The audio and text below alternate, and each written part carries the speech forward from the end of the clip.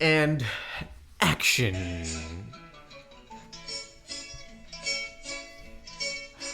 When the moon hits your eye. Let's try it again. When the moon hits your eye like a big pizza pie, it's amore. It's actually not it's amore, it's that's amore. Damn it, take two. When the moon hits your eye. When the moon hits your eye like a big pizza pie, it's amore. You said it again. Well, we don't care. All right. Welcome back to The Mentors. This is Vadim. And Sergey. This is a Vadim. And this is a Sergio. We're not making fun of Italians, but we will say that for someone that doesn't know the language, and also for someone that has been made fun of as Russians and that we all talk like this, I think I'm allowed to say that Italian, as beautiful a language as it is, everybody does the kind of sound like this. You did just come from Italy, so is that accent valid? You can definitely confirm that. It's valid and it's awesome. I loved it. I only learned a few words. Grazie, obviously. Prego, allora.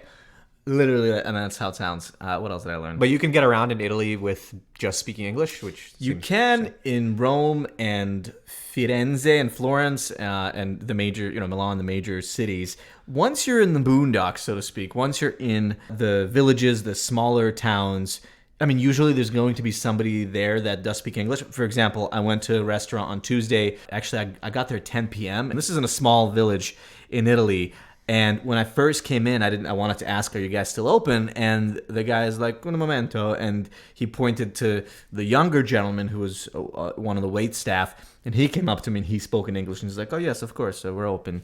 So there's usually somebody you can't find that does speak English. But they also love it when you try to speak any Italian. And so if you go there, try to pick up a few words. That's hilarious. But you're listening to the 5-Minute Pick-Me-Up, the weekly segment that we do to get you motivated for the week to come. And Vadim has a pretty inspiring story from Italia, from a gentleman and his wife that he met at the wedding that he was part of. So Vadim, tell us about this guy that you met because he has a pretty cool story. Yeah, the first thing that I learned from him is that he lived on an island in the Caribbean, and I thought to myself, oh, that's pretty cool, because I knew that he knew the family of the groom that was getting married. They used to be neighbors. He's from Long Island. So what was he doing on an island in the Caribbean? Well, it turns out that him and his wife are retired there. Yeah. More importantly, how do you afford to live in an island in the Caribbean? You clearly have to have some money. Yeah. And I kind of learned through his story that, 3 months out of the year, him and his wife, they travel just because they get sick of staying on an island for most of the year, even though, that's a life that most people would dream. But that's the life that they can afford now because he worked all his life and he ultimately built a business. And I'll tell you the story about that. Okay, so this guy lives on an island. I feel like I would be bored too after a while of living anywhere that's remote like that. That's why we live in New York City. But he's a little bit of an older gentleman, so he's had time to probably fail many times and succeed. But you were telling me that his origins did not make it obvious that he was going to be a successful entrepreneur. So what background did he come from? What was he doing for work? So he was actually a truck driver for a very long time. The two things. Wasn't James Cameron a truck driver as well? Maybe. He started off, I think so. And Harrison Ford was a carpenter when he got discovered, actually by George Lucas, probably because he was like young and had a great body, and the guy's like, I want you in the movie. It was the body. Anyways, so this gentleman was a truck driver, and look, he actually had a pretty multifaceted career. At one point, he was a chef, and actually at the wedding, he cooked everybody breakfast. It was amazing. He made these eggs and like this bruschetta with tomato. I don't know. Everything tasted so good. So clearly, at some point, he was also a chef. All to say that you can have multiple proficiencies in your life. He certainly did. But for a long time, he was a truck driver. And I actually asked him, well, you must have been to Florence at least a few times before this. And he said, probably 25 times. So obviously, as a truck driver, he would go through all over Europe. And a lot of times he would stop over and try to enjoy the scenery as much as he could. And Firenze is obviously beautiful. But he was a truck driver for many years. And that's a job that actually can pay pretty well. Some people love that job. It is a difficult lifestyle in the United States. For example, if you're a truck driver, you're on the road all the time, you're away from family, you have to be okay with that type of lifestyle. It's certainly not for everybody, and I'm sure there are truck drivers out there that get burnt out. Well, when he was a truck driver, he actually noticed something. Whenever there was a shipment that they were transporting that was really, really expensive and highly, highly valuable, obviously the person that was getting the transportation done, or the company that was ordering the transportation, was much less price sensitive. In other words, they cared much, much more about the quality of the delivery, making sure the product doesn't get ruined and all these things, it gets there on time, and they were willing to pay a premium for that. And after years and years of doing this truck delivery, he actually decided to start his own company in a niche. A trucking company? A trucking company, exactly. A delivery company, and it was a very specific niche. And the niche that he chose, and then again, I don't know the full story. I don't know if he was exposed to some of the clientele and he started going after them. It probably was built up over years, but the niche that he chose was delivering really expensive art. And so over the years, he ended up building up this company that's all they focused on. That was their specialty. We will deliver your very, very expensive art. So obviously you can imagine the type of clientele that they had and the type of money they could probably make on a per order basis.